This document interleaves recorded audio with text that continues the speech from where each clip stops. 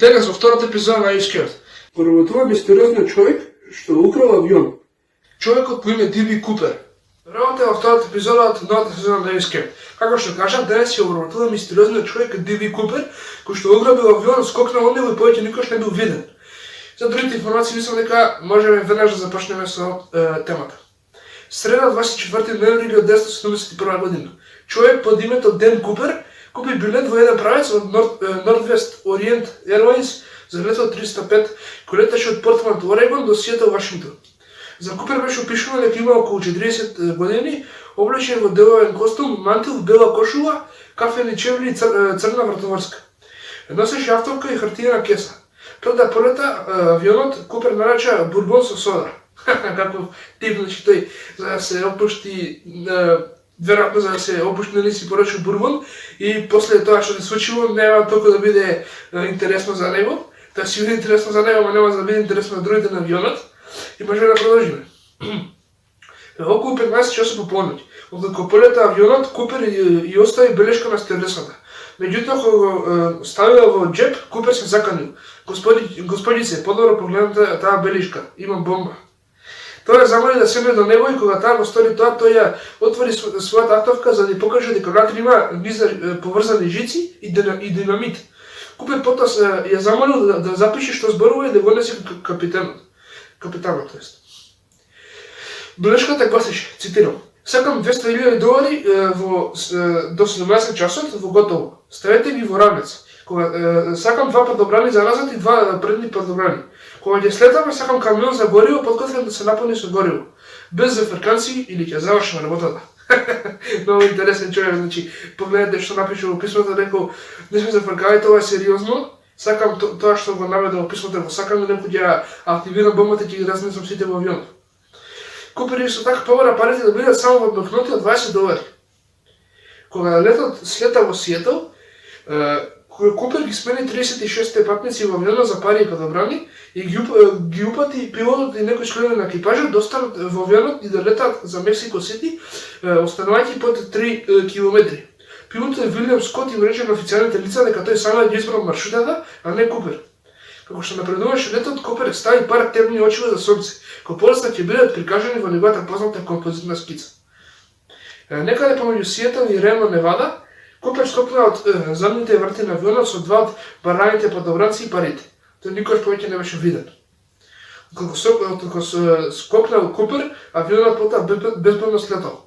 Вработените беа испрашувани и авионот беше претресен за докази. FBI откри дека откако Купер ја оставил својата црна вратоврска во авионот, тие успеа да набават примерок од ДНК од него, а потоа го започнаа случајот познат како Норџек, северо-западен грабеж. Во првите 5 години беа разгледани повеќе од 800 осумничени, но крајот беа намалени на 24. Значи така, нали, тој скокнал од авионот и повеќе никош не бил виден, потоа FBI го претресе авионот, бараја нешто, ама не може ништо да најдат од него, сепак успеале некако да пронајдат примерок од ДНК од Диби Купер и за некој време ништо не можело да се најде од таа ДНК, постанува да видиме. Стюардесите Тина Меклоу и Флоренс Шафнер, кои поминаа подолго време со Купер, потоа беа интервјурани од FBI. И двата се сеќаваа дека Купер беше од 180 до 185 см висок, 80 до 90 кг, имаше кафени очи. Другите членови на персоналот забележаа дека неговиот глас бил низок, зборувал без посилен акцент и имал интелигентен речник.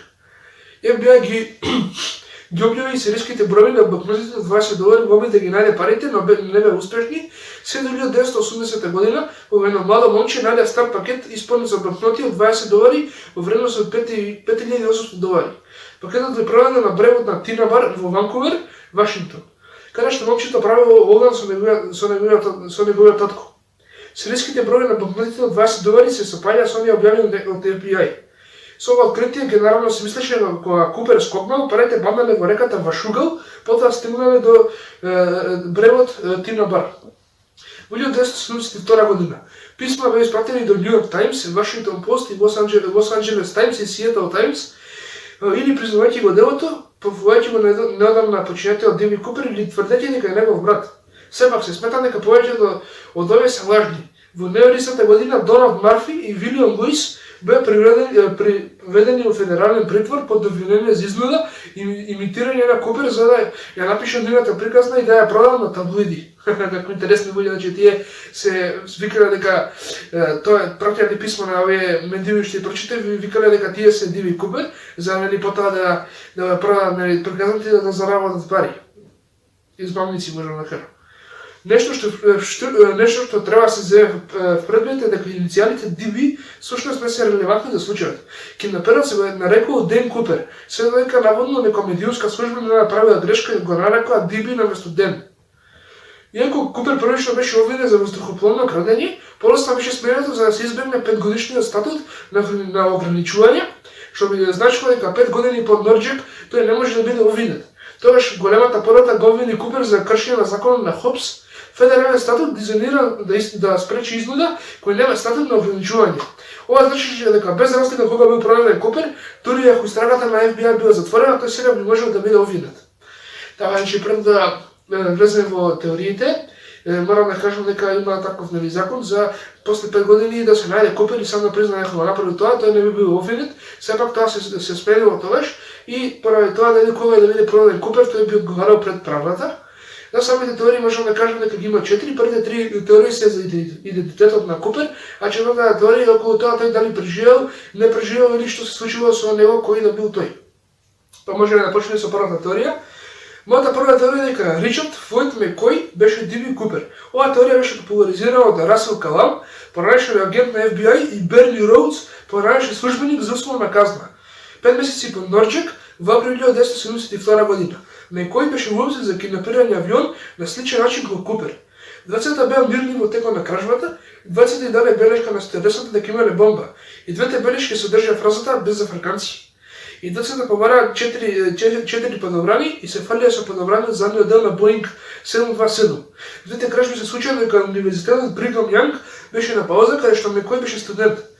Според Калам и Роудс, членовите на семејството на Мекој идентификувале објект што Купер го оставил во авионот, иако објектот никош не бил јавно идентификуван.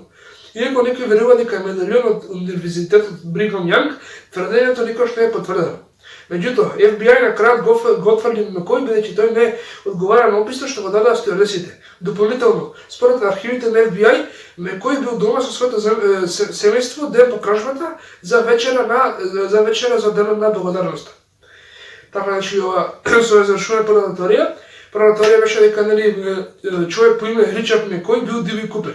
Тој пред тоа ограбил авион на сличен начин, имало многу идентични податоци што го поврзале него со Диви Купер, па затоа и е првосомничен дека тој исто така бил многу мирен за време на кражбата, правил такви кул потези како што биле поручување на бурбон или пак и дал нели исто така и дал на стюардесата белешки ја ставил во джебот. И двајцата исто така побарале 4 подобрани и се фрлиле од задниот дел на Боинг 727. Значи, овие што ги прочитавме биле сличностите со Диви Купер, но сепак нели се вели дека тој бил дома со своето семејство ден по кражбата и вечера за денот на благодарност со својата фамилија.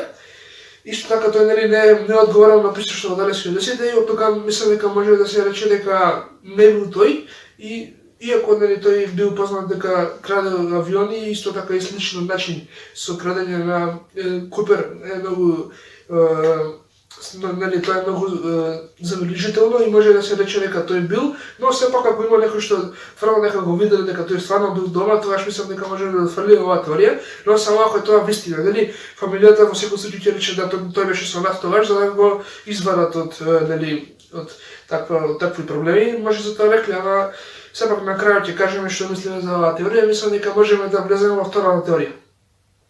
Втората теорија дека Дуан Вебер беше Диви Купер. Оваа теорија ја обвини неговата сопруга Џо Вебер. Џо Вебер тврдеше дека на смртната постела на Дуан тој ја приближил и рекол, цитирам: "Имам таа да ти кажам, јас сум Диви Купер." Кога го слушна ова, Џо очигледно постојано ги разгледа индициите во животот на Вебер. Џо исто така тврди дека Вебер имал кошмари и зборувал во спиење за, цитирам, оставање со отпечатоци од прсти во авион. Тој исто така очигледно и однел во Тина бар, каде што на крај биле пронајдени парите. Ракописот на Вебер очигледно се најде во маргините на книгата за Д.B. Купер, а Вебер исто така имаше и забавување на коленото, за кое тврдат дека го добил скокувајќи од авион. Исто така, од Џо беше објавено дека Вебер поседувал стар билет на Northwest Airways без очигледна причина.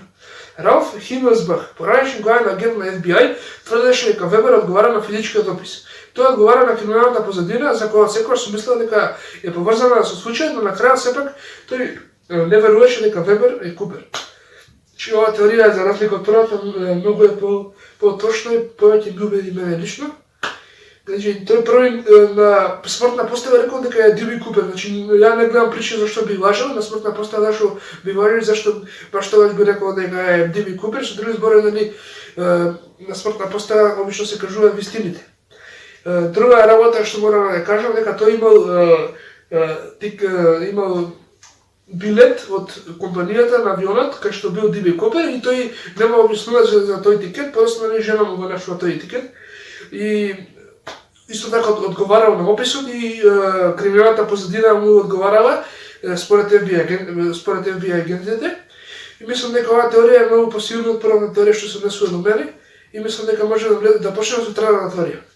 Третата теорија е дека Кенет Кристијансен беше Д.B. Купер. Оваа теорија беше изнесена од неговиот брат Лайл Кристијансен и поддржана од авторот Џефри Греј. Лайл Кристијансен, брат на Кенет, излезе со теоријата од како гледаше епизода на Нерешени мистерии. Лайл беше убеден дека Кристијансен е Купер, па тој кажа дека неговиот брат во смртна постава кажал, цитирам: "Има нешто што треба да го знаеш, но не можам да ти го кажам."